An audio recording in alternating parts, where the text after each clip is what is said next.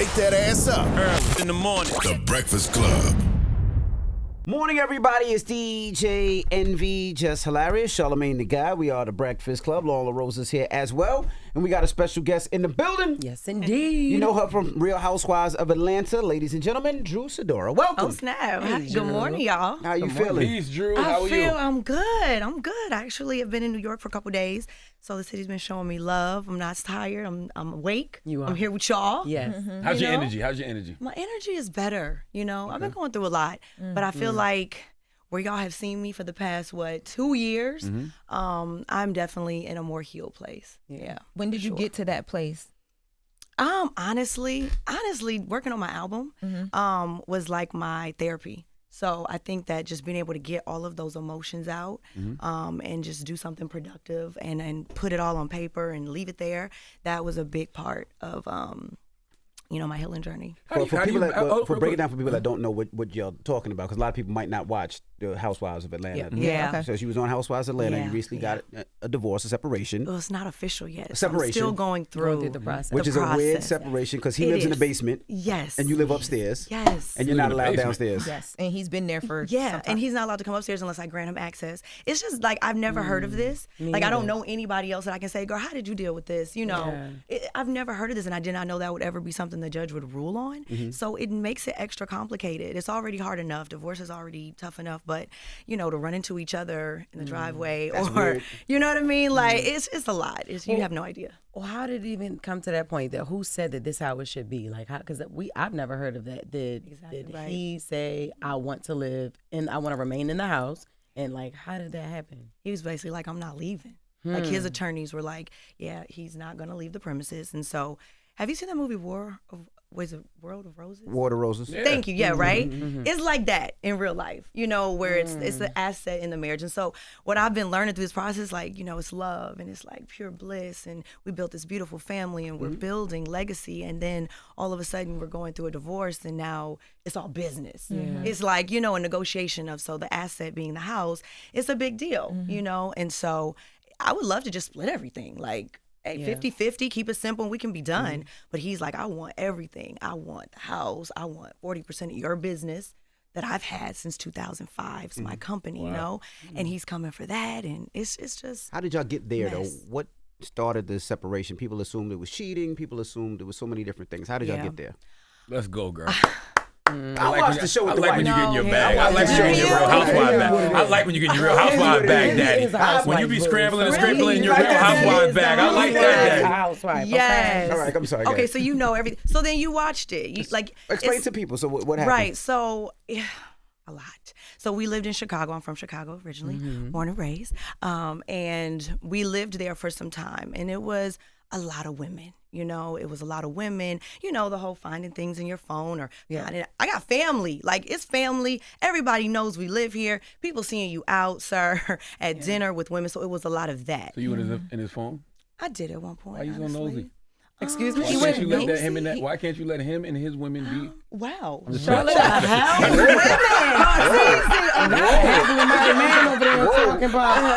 I need to ask you some questions now. You know what? At first I thought it was because he just don't watch the show. Then I'm like, oh no, he trying to get her. He being the clown. Aren't you from South Carolina? Yes, ma'am. Y'all might be cousins. Really? I think so. I think he's from down south. Hughie.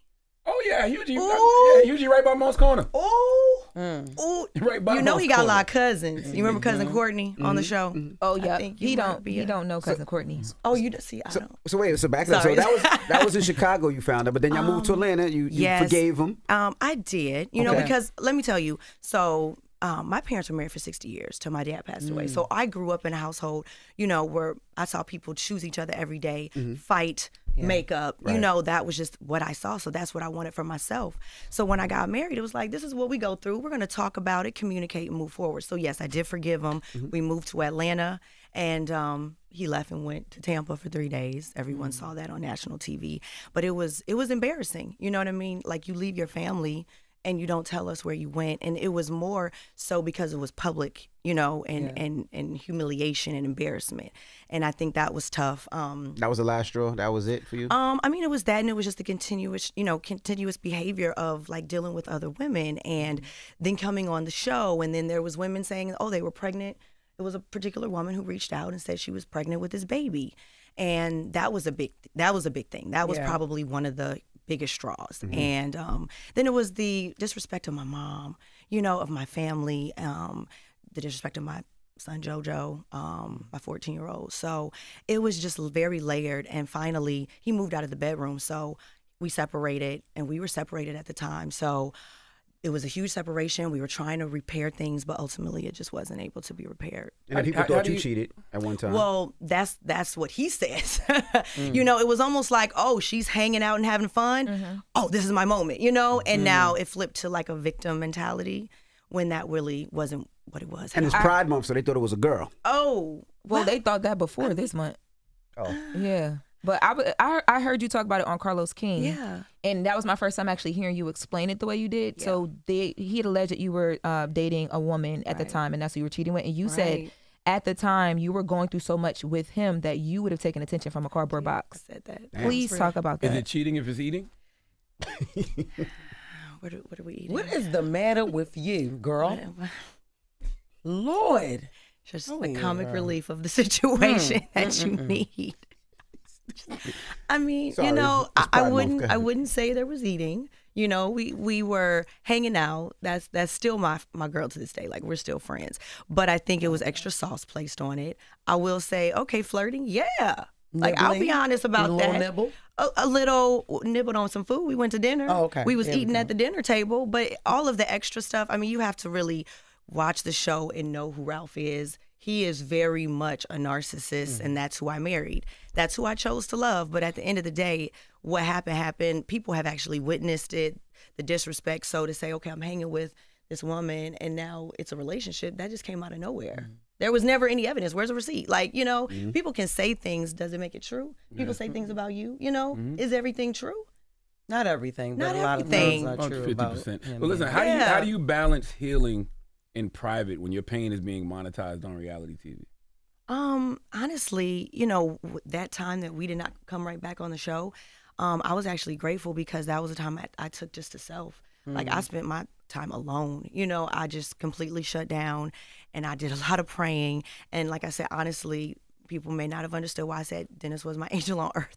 But really I was very grateful because it was a blessing at that time to have somewhere to go. A lot of times, like, I didn't want to wake up and get out the bed. It's like, you just don't feel productive. Like, overwhelmed, depression is real. So it was just knowing that I have people supporting me, believing in me, and are rooting for me. And I had to show up, for that. And when I got to the studio, it's like, okay, I made it, and then being able to compile all this body of work and have a productive outlet, like I said, it was exactly what I needed to get me to the other side, where I am now. Looking back, because your project is here, the music is here, but looking back on it, you brought up the Dennis Angel on Earth comment, and that the people had conversations about that for a while. I know. It was crazy. Look grimy. Yeah. I'm not gonna lie. You look shady when it first came out. Because it came out that you were working with Porsha's Dennis? Yes. What other Dennis is out here? Yes, Porsha's Dennis. I thought It's the shock for me. It's the utter shock. So remember we had the conversation with Porsha about this whole thing? I get it now this is... And it was assumed that you did it behind Porsha's back without talking to Porsha. Yeah. But that wasn't true. That didn't happen like that. See, there we go. See, we got to talk about it. Got to clear it That's up. not how it happened. So, actually, this is during the time Porsha was living her African princess life. You saw it. She was in Dubai. She was in Nigeria. She wasn't checking for her girls. Yeah. I was calling her. So on the record, I called Porsha a bunch of times. To tell her that you were going to work with Dennis. Yes. Like, why wouldn't I? Dennis had been reaching out for years, like, come be an ambassador for Nayeg. Let's, It was like, no. But because of what I was going through, this is my selfish season, okay? And the music was good because I was like, Dennis, hot dogs? Music? Like, I was confused like everybody else, right? I was. But when he sent my team the music, it was like, this is really good. Like, I need to do this music. That's how it felt for me. So when I was calling her and I was texting her, I have the receipts. I'll show them at reunion. I was like, girl, I need to talk to you. Like, it's really, really important. Bunch of text. She wasn't responding to you, girl, like, at all. Crickets. So when she did come back and we did talk, we were in the studio. Dennis would be talking to her. And she's like, send me some songs. She's like, oh, this is my favorite song. This is my favorite song. So I'm like, okay, Porsha. He told me he had a conversation, so she's cool. We talked 2 weeks before we started filming, and she was like, yes, girl, I know. We're going through our divorces. We need to get together. I love the music. I was like, okay, because, you know, I wanted to make sure, like, we're all family. It's all, yes, girl, I know. Like, it's all good. Let's hang out. A week before we filmed, oh, sorry, I didn't come to your birthday party, girl. But let's turn up tonight, you, me, and Yandy. Let's go out for drink. That was the energy. So we go to Shamia's birthday party. That's why I was so flabbergasted. So I had nothing to say. You said it was a different story. What's that? So when the cameras came on, it was a different story. Exactly. It was like a light switch. It was like, what? Why didn't Dennis tell her that? He did. You know, if you He didn't said she get knew. To, oh, okay. And she never denied it. But if you notice, when we were at Shamia's party, it was like, I'm mad at you because you're working with Dennis. Then it switched to, well, you're filming with Dennis. And then it was like a go naked thing. So I was not clear on why she was upset and what the real beef was. But as you've seen the season, I just see, you know, the fans are smart. Like, shout out to the fans, because they're seeing like, no, you know, we kind of catching her up in some lies here. That's not actually how it happened. And it's seeming more like deflection because you can't talk about a certain person. So she chose to talk about me. You know, because she couldn't. And she had said that. She couldn't talk about it. You feel like she did it for the cameras?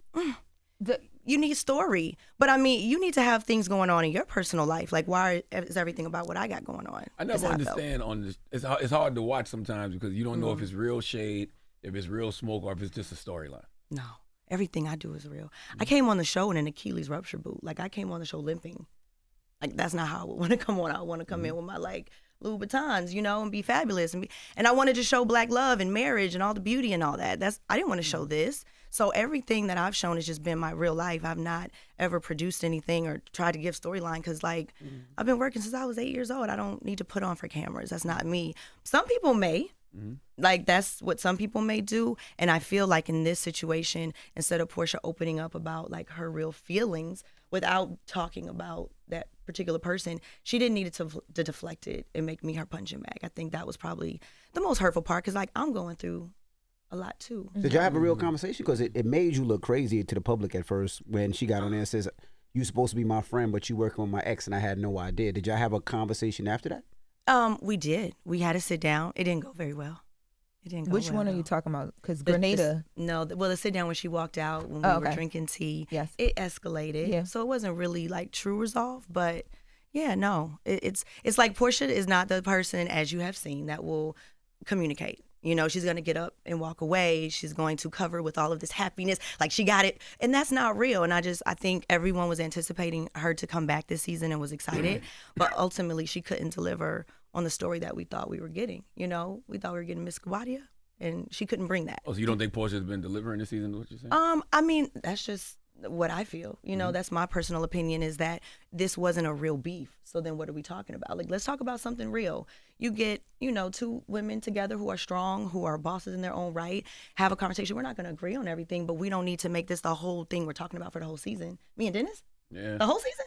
Aren't y'all tired about that? That's why I hate reality TV, though. Hearing about that? That's why in a lot of ways I hate reality TV, because they will monetize your trauma for pain. Like what you might be going through with your divorce, or what Porsha might be going through. It's just like, damn. And then if they can't get that, they just want to pit y'all against each other. I don't like it. What's the point of doing it? That's how I feel. Like, we're both going through a divorce. We could be talking about that. You know what I mean? And really everything doesn't have to be like a moment. And I think, you know, you see some girls that come on the show and it's just like, I need a moment. Let me just say something to go viral or whatever. And it's like, no, just be yourself. And I think that's also how I've been able to be on now for 4 seasons. And that's just what I've learned, because it's been a lot of cash shakeups. Like, I don't even know how I'm still here, because it's been people that were here, been here for a long time, and are no longer here. But what I've learned from the OGs that have poured into me is just be yourself, you know, and the story will tell itself. So I just want another question. So you're not with her Go Naked hairline I anymore? literally was about to ask. So that's not Go Naked hair. This right now? Yes. No, this looks good. The hair that I was wearing in the sit down, where you saw the bangs, that's I wore it in real time, because when you put it through a 1-2 edit, how I made it looked great. But in person, y'all saw it, right? That was Go Naked there. So are you an ambassador Big for shade. Go Naked? No. You're not an No, I have a ambassador? great vendor. She's melted. We're good. So you don't like Go Naked hair, is what you're saying?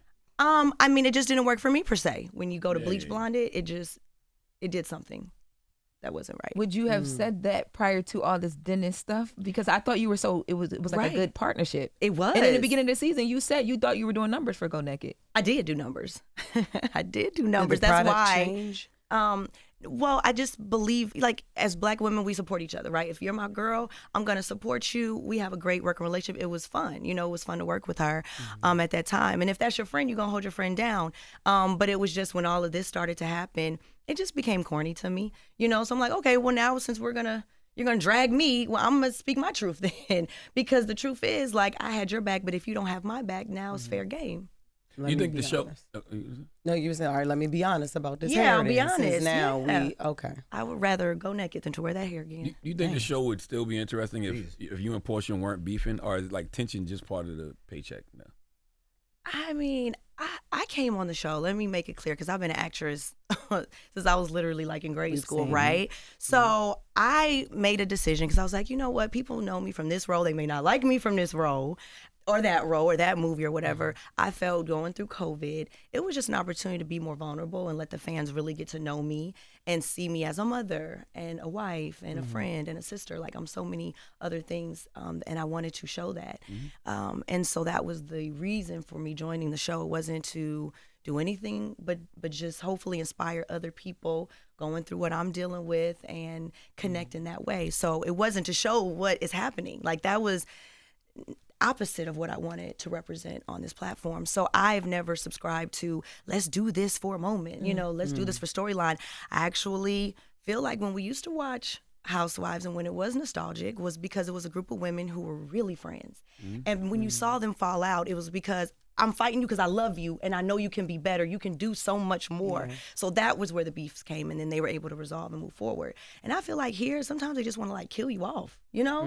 They want to just like go below the belt. It's like, dang, like, do you like me or not? Like, what are we building or not? And so that's what I would like to see the show get back to. And I think this season, overall, it was refreshing. It wasn't dark. You know, as some of the fans have said, like, they felt like the show was going dark. So I think we're moving towards a more positive place, you know? I agree with that, but so like if you do an interview like now, you know, you wear a little shady to the Go Naked hairline. A little. A lot shady, right? So, But I mean, it's your choice if you want But to. doesn't that kind of put fuel on the fire? Well, I mean, when you have to wake up and see people dragging you constantly, and I'm the type of person that'll just be like, okay, all right, you know?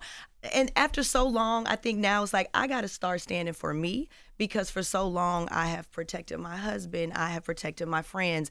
You know, people don't really hear from Drew too much. I do my job and I go to work. You know, I'm the girl that just works. I have 3 children. I'm going through a divorce, and whether I'm on Housewives or a movie or whatever, I'm just working. But now it's just gotten disrespectful. To where it's like, okay, you know, you want to throw your shade? Okay, well, I'm gonna speak my truth. So and you're if it's talking shady, the truth hurts sometimes. I mean, So you're talking about where what Porsha said you was having sex with somebody or sleeping with somebody? yeah, she said so many And then things. she It's asked- like, she where asked do you the producer start? to take it out. What's the guy's name? The past, present. Black. Oh, well, we were talking about her. Oh, she was dating the past, present, but they bleeped it. But past, Gotcha. present, and you feel, yeah. Got you.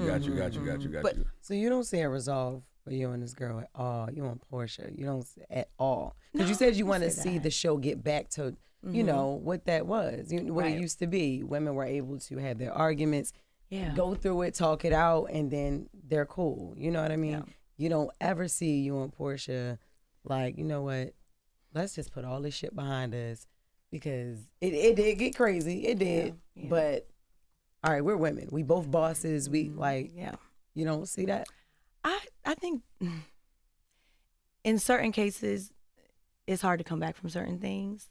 And just putting out falsities that's like damaging to my character, to me as a person. You know, I have kids, so I just feel like the line has been crossed one too many times. However, I feel like, you know, if there's an opportunity to have a real conversation, and it may not happen on camera, I don't know. Yeah, I mean off camera. I'm really big on like resolution. I'm really big on gaining understanding and like moving forward. So if it is an opportunity that presents itself, I would be open to that. But it hasn't happened, and it's a year now, you know. How do you I deal never with the know. mental? Because, you know, they attack you a lot, right? They attack. They come for you. The Michael Jordan thing with him being your cousin. Is he your cousin or not? That was clearly a joke. I'm joke. like, my maiden name is Drew Jordan, but I'm from Chicago, and everybody in Chicago wanted to be related to Michael Jordan.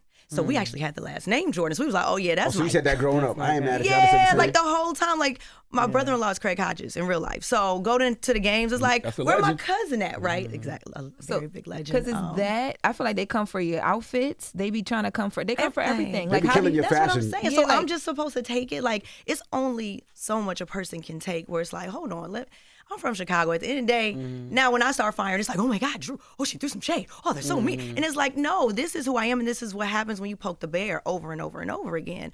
But no, like my mom is on a Facebook group, the Michael Jordan Family Tree, and it's thousands of people in that chat. She's been on there since I was a little girl trying to connect the dots. Like, I found a cousin that I think that the niece is related to my friend who we found it with.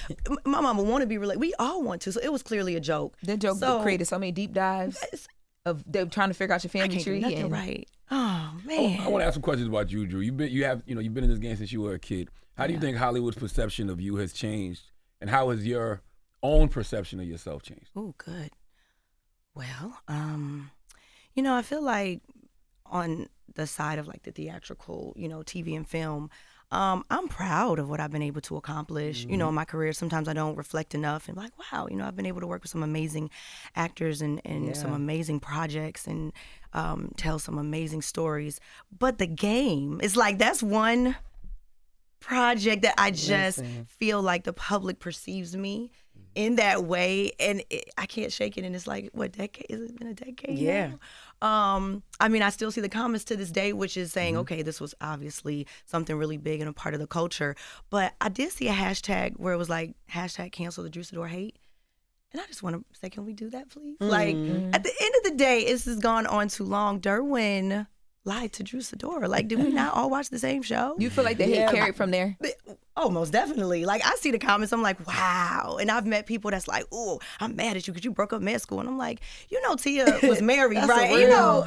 Pooch, like, as a whole family. But people were very invested in the show, and I just think that's a perception people have of me, despite all the various roles I've played, which is why I did join the show to try to change that narrative.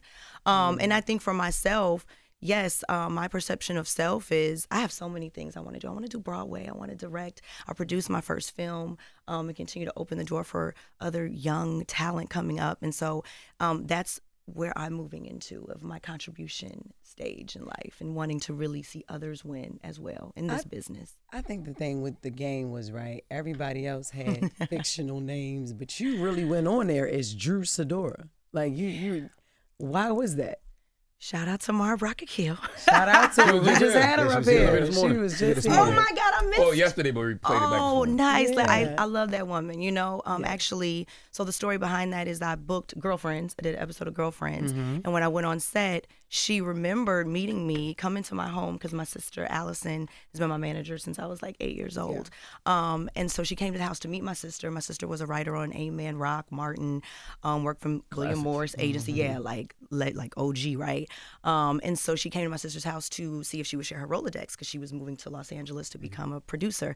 And she's like, Drew, when you were 8, you were running around the house talking about, I'm going to be an actress and a singer. And she's like, and you really like stuck with it. And so for that reason, let's talk about some bigger things. Wow. So she wrote me in the show, The Game. So that's how it came to be. And it was really like an honor because I'm like, you got to be like A-list, right? To play yourself. So to have the opportunity, I was like, wow, and to showcase my music, I think that was one of the first times that people took notice to me as an actual musical artist. So Luther Mara, let me ask you a question. Do you ever feel like people underestimate your range because they know you more from Real Housewives now than like your acting career? Yeah. Or your music career. They take it serious. Even on the show, that was the narrative on the show when you first came on the show. Yeah. They were really playing with your IMDb. Expound on that. Yeah, I think that you get placed in a box. Just let's say African Americans in the arts as a whole, we get placed in boxes really easily, stereotyped.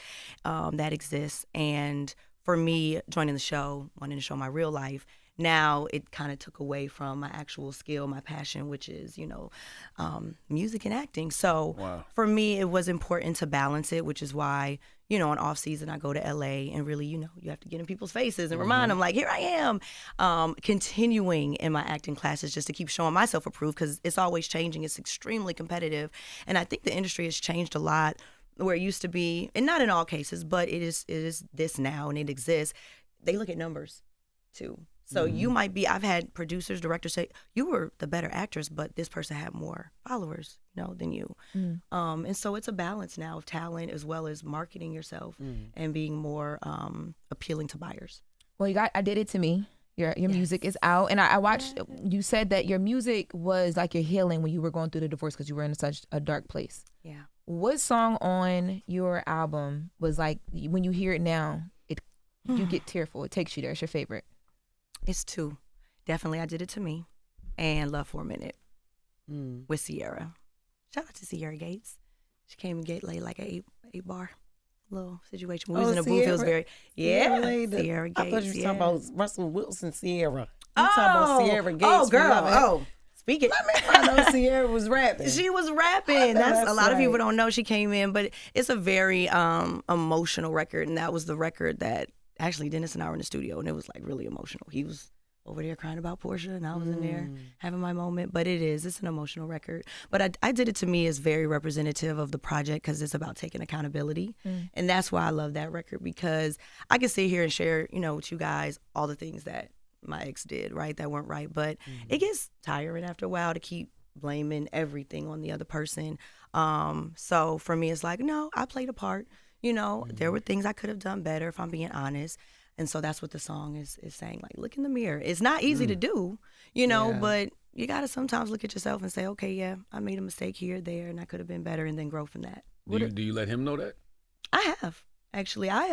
We have had conversations, before we go to court, because when you go to court, that's when everything blows back up. But we've had conversations where we have stated, we understand our differences now. And I can say, well, I could have done this better. And he has said it, and apologize in some areas.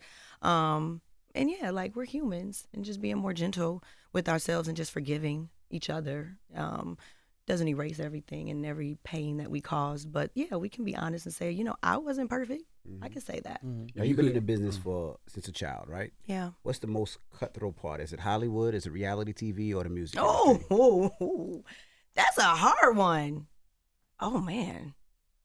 I mean, I've been able to have a consistent career, like, with acting, even though joining the reality show, to what you were saying, Charlamagne, like, I've been able to now create a space where I did like 5 movies, last year, and I'm very proud of that. So I feel like the acting world has allowed me back in, So reality or music, I feel like music, because I'm still trying to knock down this wall. Well, they got you in the box because they look at you as a reality TV star, and it's taking your talent, because you can sing, so it's taking that talent away. Yeah, it does, and it's a constant proving, which is fine. Like, I never get to a point where I feel like entitled or like I should have certain things. I feel like it's important to keep working on your craft and just do the work, put your head down and do the work. So that way when the opportunity comes, I'm prepared. And that's just really what I've been doing. So even though I haven't knocked down that door, I feel like having a project out is monumental for me. It doing as well as it's doing, almost gold in streams, which is unbelievable to me. Without like a lot of marketing. It's just really grassroots, word of mouth. And now getting out there and performing is next for me. So I'm just still on that journey of like really making it happen for myself in music. Question, was there ever a moment where you felt like reality TV saved you? And was there ever a time where you felt like it broke you? Yeah, I would definitely say, because people try to say, okay, reality TV breaks up a lot of marriages and things like that. I can't say I blame my fallout of my marriage on it. I feel like what it did do was escalate it and put a magnifying glass. And it also held us accountable because, you can fight with your spouse and be like, okay, you know what? I'm not even going to say nothing. We're just going to roll past this. Or we're going to put a Band-Aid, or we're going to talk about it in private, or not talk about it at all. But when you do it on cameras, now you got to talk about it and you have to go into counseling, and they really hold you accountable. So I think for us, it made us more responsible and understanding like this probably isn't meant to be. So I think it saved me from dedicating my life to 20 years in this marriage and then it being over. We both have said that we believe that it wouldn't have lasted. Really? Yeah. So I think in that regards, it did save me, to be able to get to this place and find my person, because I think my person is still out there. I'm not jaded or bitter. And then did it break me? Oh, yeah. Because, I mean, this was my biggest storm. Like, depression is real. Mental health is real. Like, you never know your breaking points. And I can honestly say, like, I reached that. I completely lost myself. I lost my voice in this marriage, and having it play out on national TV, it was overwhelming. It was overwhelming because you're living it a few times. You're filming it, and then you're watching it. That's like reliving that trauma. you relive. Can you imagine that? And We then relive it in our embarrassment, head. and an embarrassment, because usually if there's a problem in your marriage, it's at home. But now the whole world has an opinion. The whole world is leaving a comment, and they don't know what's true or what's not, but they just have an opinion. And every time I watch your interviews, you're breaking down in the interviews every single time. And I'm wondering, like, why put more stuff out there? Like Michael B. Jordan, have you spoke to him since the Carlos King interview? Oh my God, that was a question. That was Michael Jordan. That was a big. I'm like, whoa. What happened with Michael B. Jordan? So in Carlos King's interview, Carlos King asked her who's one of the most like famous people she's dated, and she mentioned that she used to date Michael B. Jordan back in the day. And that was everywhere. I'm like, whoa, she just be volunteering the info. Well, I get asked the question. I am. Did you hit? I'm no, not even a little bit. You know, I'm an open book, and I just try to always remain that way because I think it's important to talk about your life and open up. I make that choice. I made that choice when I joined reality TV because I feel like it's important for people to see you as a human being, you know, and I feel like other people can see you as a real person and know, okay, you know, everything's not perfect in my world. I may overspeak or say too much or shade or whatever, but this is who I am, and I'm unapologetically me. But yeah, I was asked the question, so I answered it, and he asked me on a date to go attend the NAACP Awards.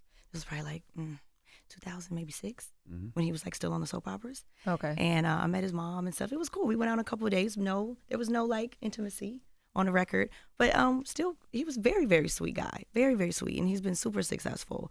But yeah, that's my truth, and it happened. It's yours to tell. It happened, you know. This is my last question. With all the healing that you've gotten, right, and what you know now, if you could go back and whisper something to yourself during the hardest moment of your marriage, what would you say?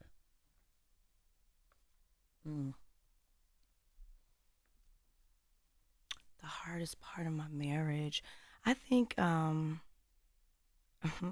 It was a couple of things, but for sure, Ralph moving out of the bedroom, you know, that it felt like abandonment. You know what I mean? It's different to like go sleep separately and but him making the decision to move out instead of fighting, because people don't stay married forever without waking up every day and choosing each other. So when the person wakes up and doesn't choose you, yeah. All right. Well, we appreciate you for joining us. Thank you. Let's Keep growing, Drew. Let's get into your single. We're going to play your single right now. What you want to hear? Ooh, what should we do? I know, right? I was like, let's wake it up. Let's wake it up. It's early. You know, after you go through all the heartache and pain, you know, you got to get outside. And so Good Girl, Bad Bitch is my next single. Good Girl, Bad Bitch. Yeah. It's the outside record. I was like, can we curse? It's the outside record. It is. It's my outside record. And that's what the album is. You know, you may cry and fall in love, fall out of love when you're listening to my album. And this particular song is one that's empowering and getting outside with your girls and just living, you know? All right, well, let's get to it. It's Drew Sidora. Yes. It's The Breakfast Club. Good morning. Wake that ass up. Early in the morning. The Breakfast Club.